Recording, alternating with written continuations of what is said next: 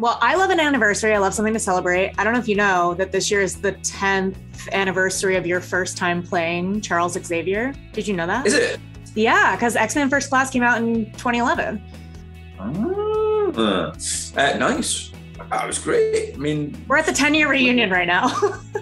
All right. Certainly the first couple of scripts, the first couple of movies that I got to do, I really got to explore him as a person in a way that I don't feel we have explored that character that often on or off film. So I felt really, really lucky, really.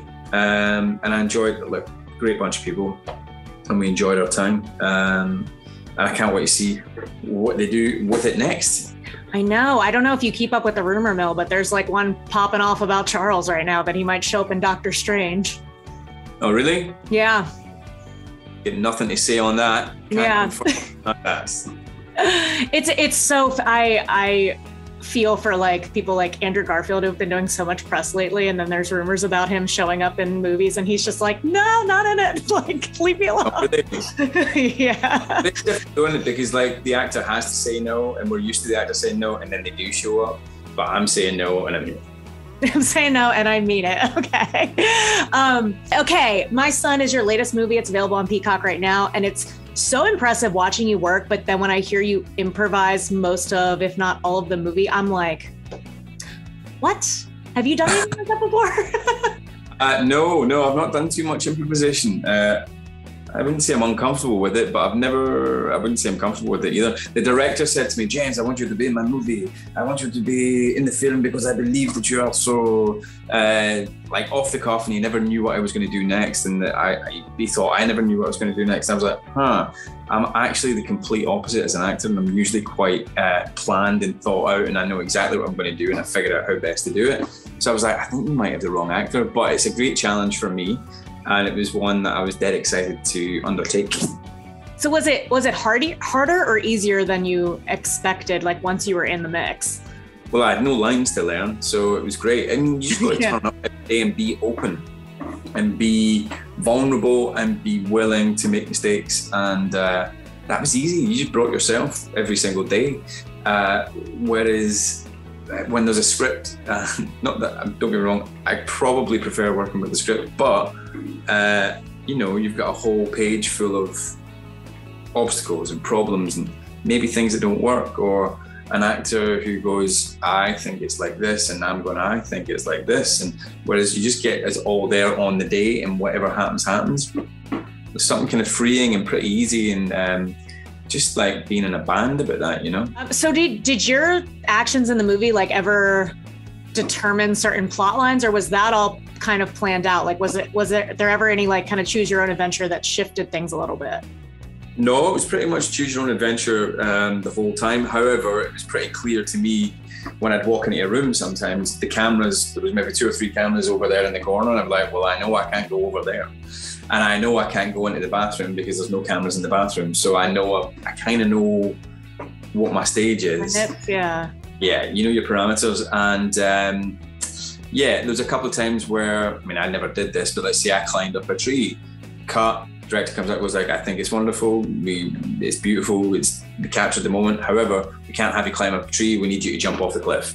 Every now and again, he'd maybe say to me, please, the story lies in a different direction. Can you possibly do it again and make a different decision? Which would then lead me to kind of go like, all right, well, of all the options and all the decisions I can make, what does this story feel like it wants the most? And you're like, all right, I should probably go in that building. And so things like that, That's so interesting. It's such a flex.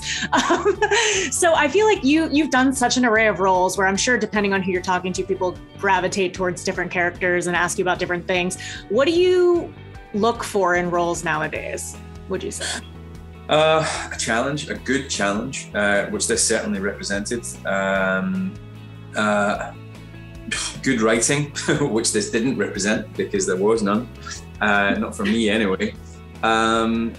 Good writing, a story that you maybe care about, and the opportunity to perform, because sometimes you can have a great script, brilliant writing, and all it really needs you to do is just sit there and be still in your close-up and look thoughtful, you know what I mean? Mm-hmm. And and do like quote unquote film acting, which some people, you know, jokingly call film acting, which is like doing nothing acting and stuff like that. I don't know, it drives me bonkers. I don't like doing it. So something that like lets me actually perform and deliver something, which isn't necessarily always about acting. Performance and acting aren't necessarily the same things, you know, they fall under the same umbrella, but something that lets me perform, I think.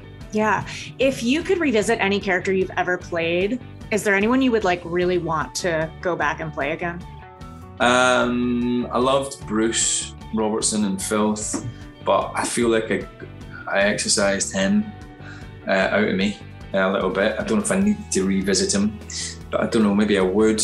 I always fancied seeing what happened to Wesley Gibson in the movie Wanted. Yes. Seeing like how he went on in his life being a sort of vigilante assassin, and if you could come up with some sort of quite honest and real, but still fun and brutally violent